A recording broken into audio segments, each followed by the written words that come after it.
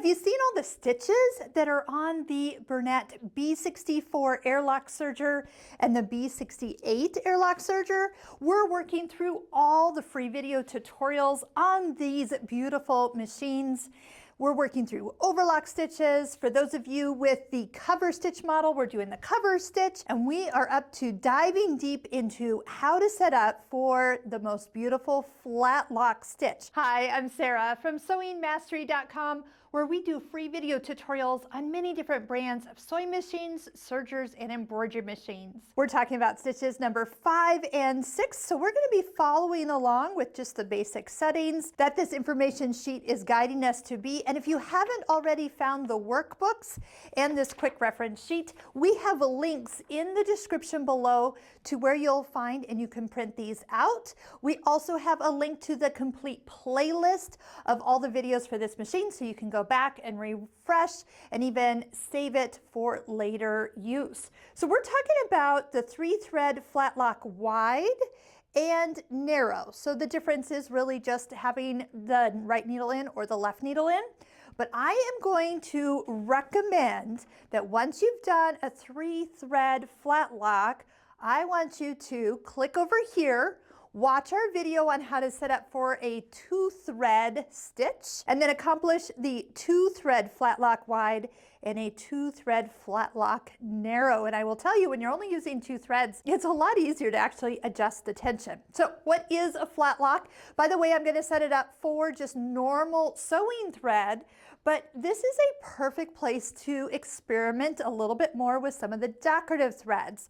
So anytime we do decorative thread, something thicker, we do put these through the looper. So if you're using a 3-thread, you're putting it in the upper looper, and if you're using the 2-thread, you actually put it in the lower looper, because we kind of make the machine think that there's thread in the upper one, but there's really not. So we use the 2-thread converter. By the way, that your 2-thread converter sits right here on the front of the machine. You pull that out and attach it. So like I said, watch that video on 2-thread overlocking to see how that is designed to be done.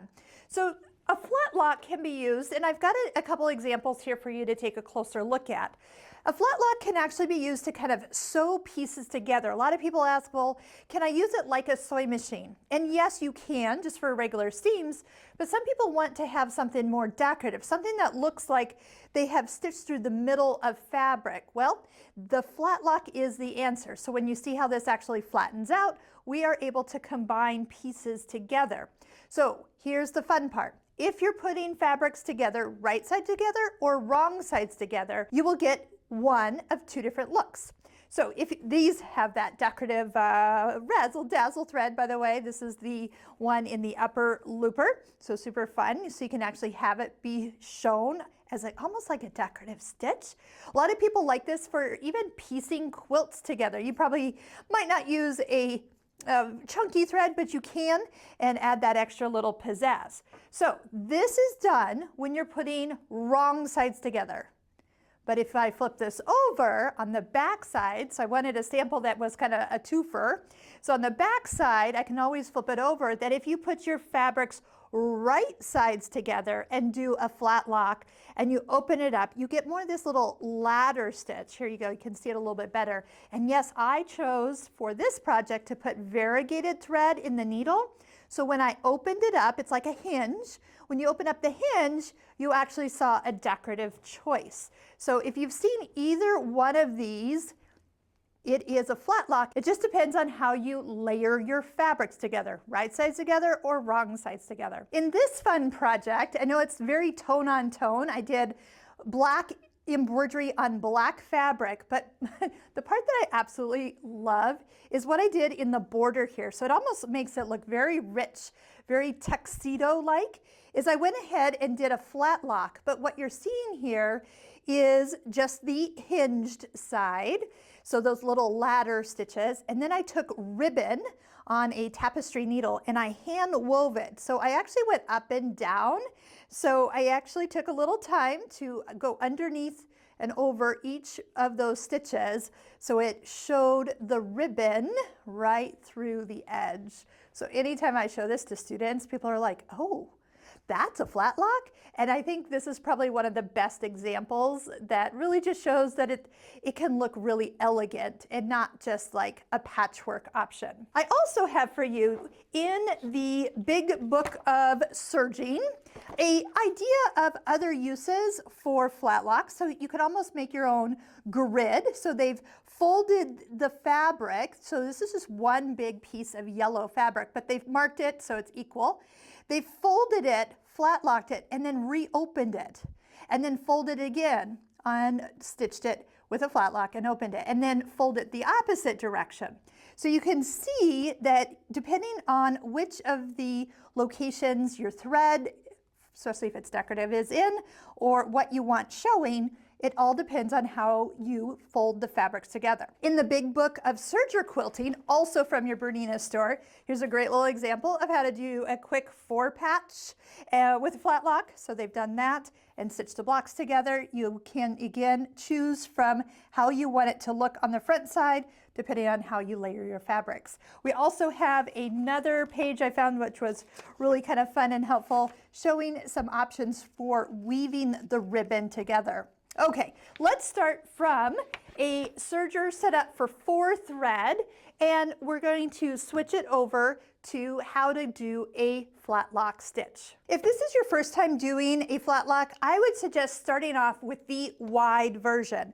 So that means we are going to snip the green thread, so your right needle, remove the green thread completely from the machine. So we're going to be using the left needle and the left needle thread. Remember, you want to always take out the needle that you are not using. There is a time and place where you can kind of cheat, but I always say you should just take it out so then you're not confused. This is the needle threader. It's got a little hole at the end. If you haven't tried this little trick, you can loosen that screw. It drops right into that holder. It doesn't drop into the machine, and you have a little pin cushion right off to the side over here on the right that you can store your loose needle in. If you're planning on using decorative thread, we have a video, and we'll link it right up here, for how to tie on this thread and pull it through. This thread would be a little chunky to try to get the air threaded system to shoot it through. So what you do is you actually tie it on and then pull it through, goes through easy breezy, and yeah, that's really the best way to do the big, thick, heavy threads. If you are using the heavy threads, you are going to need to loosen your tension for that thread a little bit more so it can kind of adjust for the thickness of that thread. Just kind of give it a little bit more breathing room.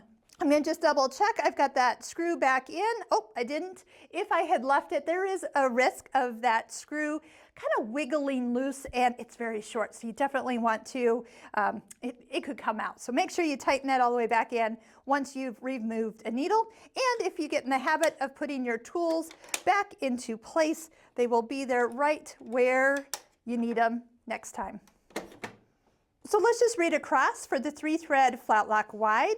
We want 0 on the yellow tension. By changing the tension down to 0, that means that you have nothing to hold the seam together, which is what opens it flat. So if I was doing the narrow version, we would be taking this needle down to 0 instead. Since we're just using regular serger thread, follow along. Let's turn the blue tension to 5 and the red tension to 8. This will get you a nice ballpark. And if your threads are all the same weight, this should actually be pretty spot on. The only thing you might change is just depending on the weight of fabric that you're working on. If you're working on something very sheer versus something very thick or chunky like a fleece or something sweatshirt weight, it might need a little fine tuning from there. But let's just see what it's going to look like. As we fold the fabric in half, if this was right sides together and we flat lock this, when we open it, we're going to see the needle thread, the ladder look of a flat lock. That will show our thread that is in our needle, which today will be our yellow thread.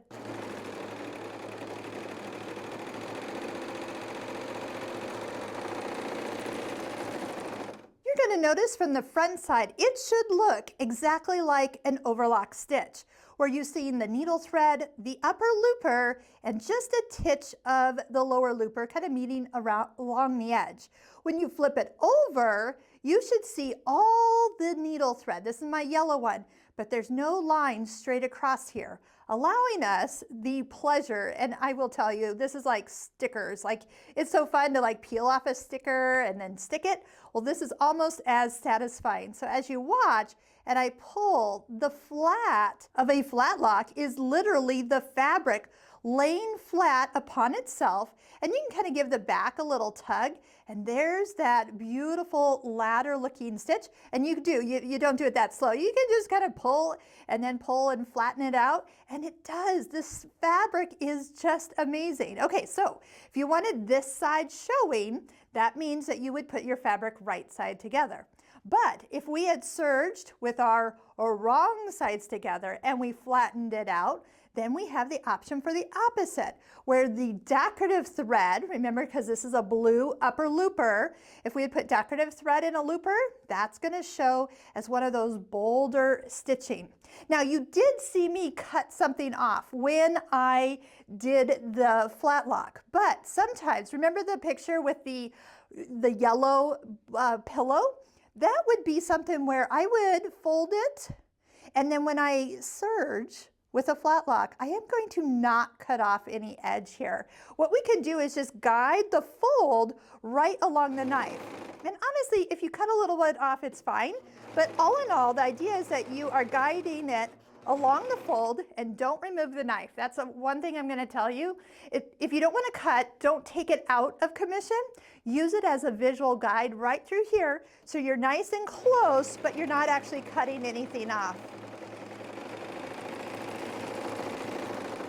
If you happen to disengage it and then not guide it where it was, you're going to end up with probably more fabric closer to the loopers than you want, and then that's not good at all. So here is where we can flatten this all the way down, and we have not lost any of the distance of fabric in this area. Just the slight overlap, and to the point where if you serge it with a Flatlock and then like barely have your needle catch the edge, how about I'll do that for you. That is going to look like the most awesome Flatlock because it actually really lets the fabric lay down even flatter. Let me see if I can get that look for you. So I'm actually going to guide the fold not near the knife, but actually following one of these lines. These little notches on the front of your foot line up with the needles. So if I'm way out here working with the outside serger needle, that's going to be actually the middle one because they're lined up for cover stitch option if you have the cover stitch machine. But watch what happens. Can you see back here where the stitches are coming out behind the foot? That part of the stitches are actually hanging off the edge, like I'm barely catching it.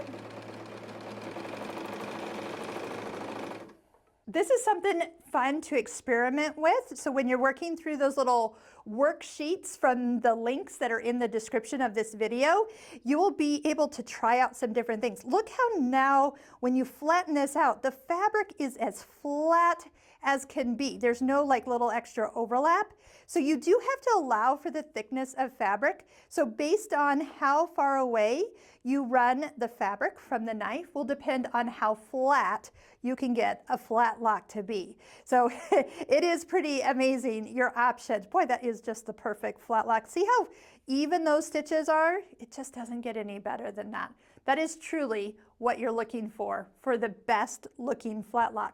Now, a narrow Flatlock, so using the inside right needle, is going to give you half the width. So I would keep that for when you're working on very, very light fabrics. That's why I said at the beginning, if this is your first time doing a Flatlock, is to go ahead and start with the wider one. It's a little bit more forgiving, and you'll get a better understanding of how it works, and it's kind of cool. So you can use it for so many different things. If this video has been helpful, make sure you're clicking like as a way to say thank you for the free information, and give the Flatlock a try. And don't forget, the 2-thread Flatlock, either narrow or wide, would eliminate just one of these threads, making it lay even flatter when it's done. Try out some decorative threads, try out maybe some weaving of some ribbon down the middle, and see what kind of spice you can give your next serger project.